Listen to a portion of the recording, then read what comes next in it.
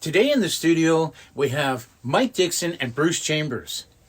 They've played in many bands throughout the Niagara region and have many stories to tell, like dealing with SpongeBob on the stage. Mike has appeared on the cover of Rush albums, such as Moving Pictures and Exit Stage Left, and has played with Ron Sexsmith, Tim Hicks, and more. You don't want to miss this video. So lock your doors, turn off the lights, and grab a snack. Well, maybe not necessarily in that order. You could trip and fall in the dark. So get your snack first, then turn off the lights. Well, make it to the couch first, then turn off the lights by remote. If you don't have a remote, invite a friend over and they can stand by the light switch. And then they can turn off the lights and you can watch the show. That's coming up next on Roy's Studio Adventures. Well, here we are once again at Roy's Studio Adventures, and it's great to be back here. Good to see you, Roy.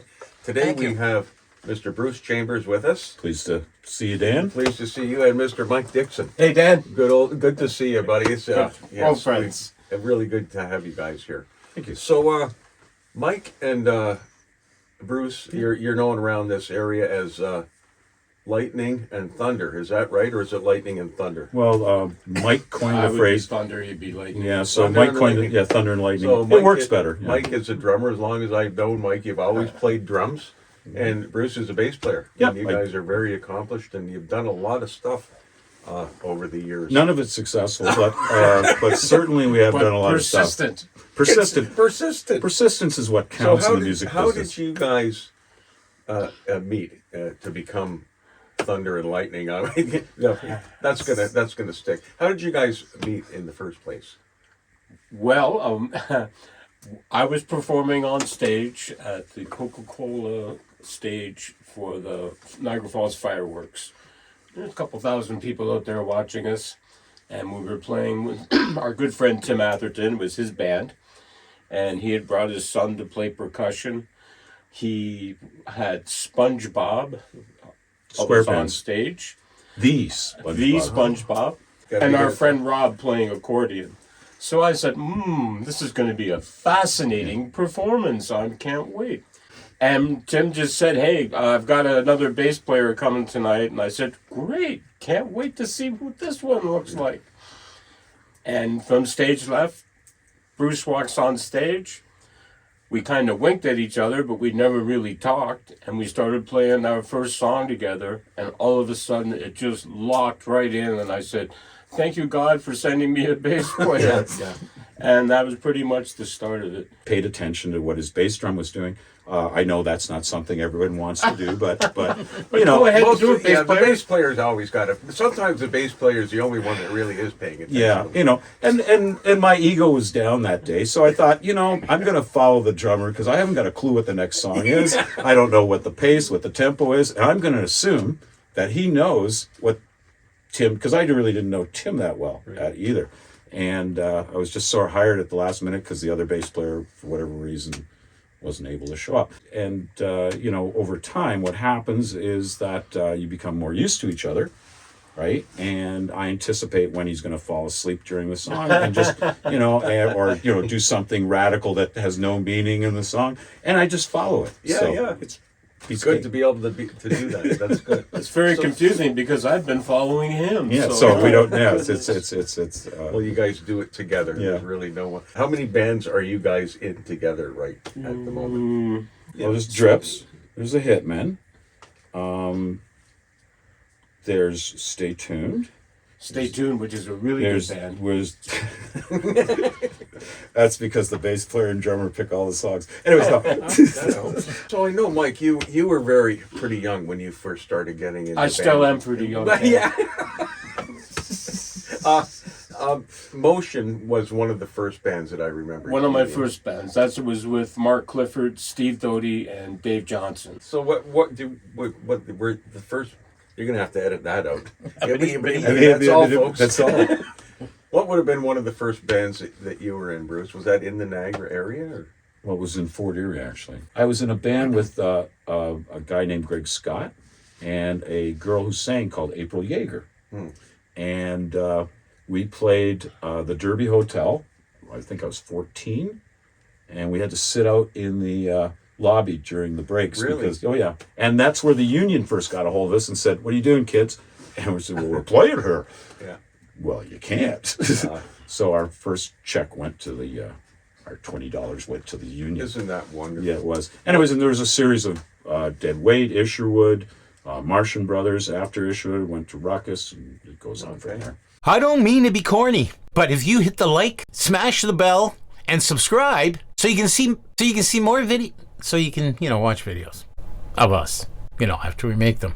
One of the things that is really cool to me is we have here a Rush album cover, Moving Pictures, and that is Mike. That is you on the cover of the Rush Moving Pictures album. That would be me right there. Right.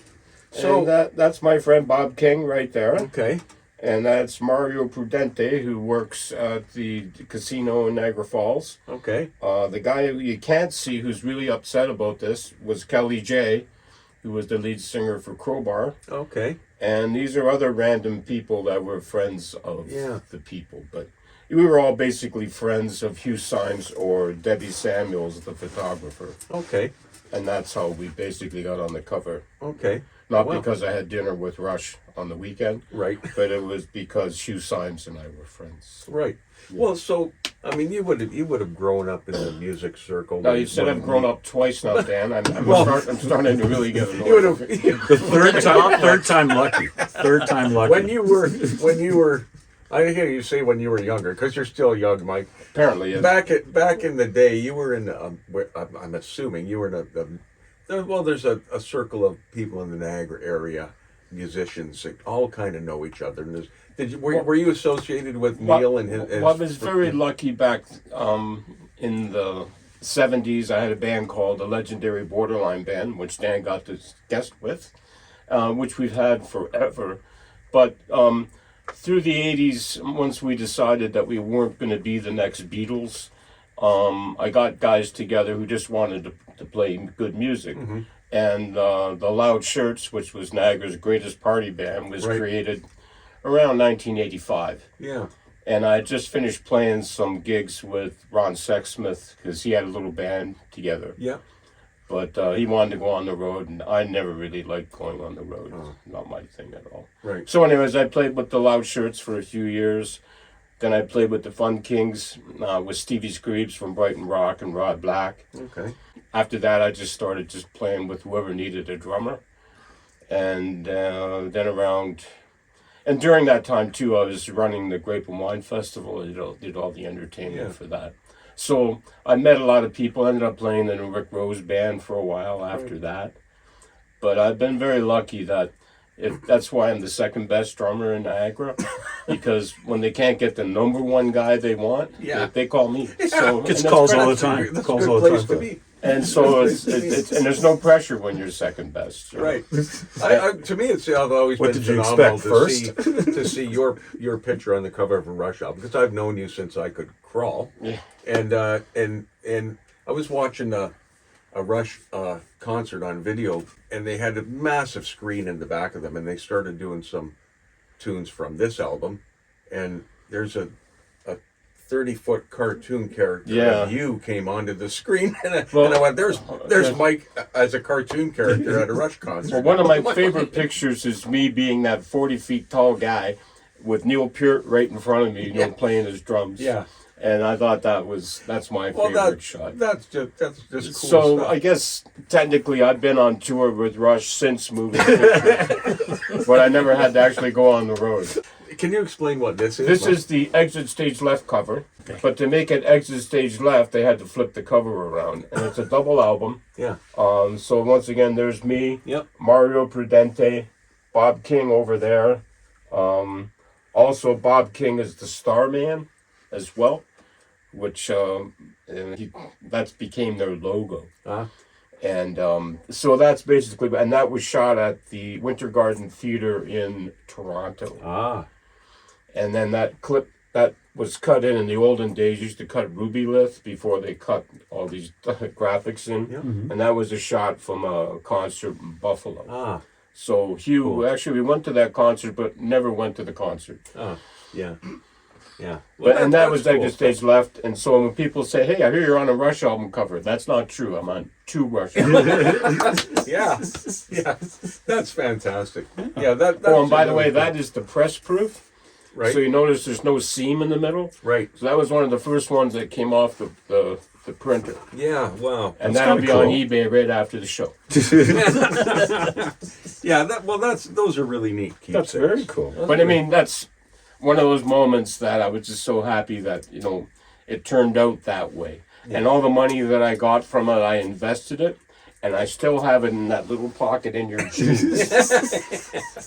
I'm going to ask both of you guys this question. Do you have any memories that stick out as something that would have been, say, embarrassing, or a moment that you went, "Wow, I can't believe that happened at a gig"? Or do you have anything like that? Yeah. Oh yeah. Oh yeah. There's occasion. I know it's a common misconception that bass players and drummers never have an awkward moment, but but it does happen on occasion. And Mike, do you have one that you? I've never had an embarrassing moment on stage. Well, maybe every one of them was. What about the cake? Well, yeah, there was the wedding cake one. I was playing with the Bailey Brothers at a Jewish-Scottish wedding at the Pillar and Post. And Brian Daniels and I, they started late, so they kept feeding us drinks. Because we don't usually drink at gigs. Pregnant pause. And then at the end of the gig, there was But we do have plastic bags to fill with food. there was a lot of drinks lined up. So Brian and I finished a row of Baileys. And anyways, I got up, and I don't drink anymore because it's impossible to drink that much. I kind of passed out. They laid me down. I got up. I opened the doors. I had to help my friends move the equipment, and I skated across, and somehow I slipped and put my head into the top of the wedding cake. It does happen. I saw it. Wow.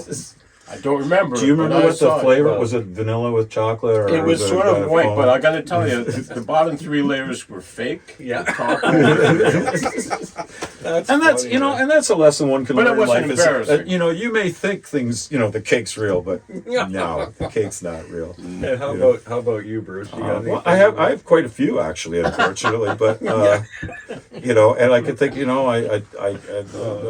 one that stands out probably. I was with Ruckus. We were at Turkey Point, and if you've ever played the bar there, the ceiling's quite low, and we had all the pots were out, the lighting, because back then, of course, you take 16 pots, and you got a spotlight and everything else, and it's just ridiculous. But anyways, and we were playing, and I remember it well. We were playing "You Really Got Me," and in "You Really Got Me," we get a bass solo. I got a bass solo, right? And there was these 3 girls dancing right in front of me that were very attractive, and I thought, as a bass player, what's my opportunity to impress them? Well, do your bass solo and and do an energetic jump at the end of it, right? Yeah. And so I did. Yeah. And because the ceiling's so low, the pots hit me right here. And I got down and I thought, oh man, I was just so slick. It's impossible not for these women to adore me. And anyways, and then I noticed they sort of like looks of horror on their face and backing off. At first, I thought it was just they couldn't believe my awesomeness. Yeah. And then as I was playing, and you're sweating very hard, right? And so I didn't notice it, but what had happened is like, what a head cut's like.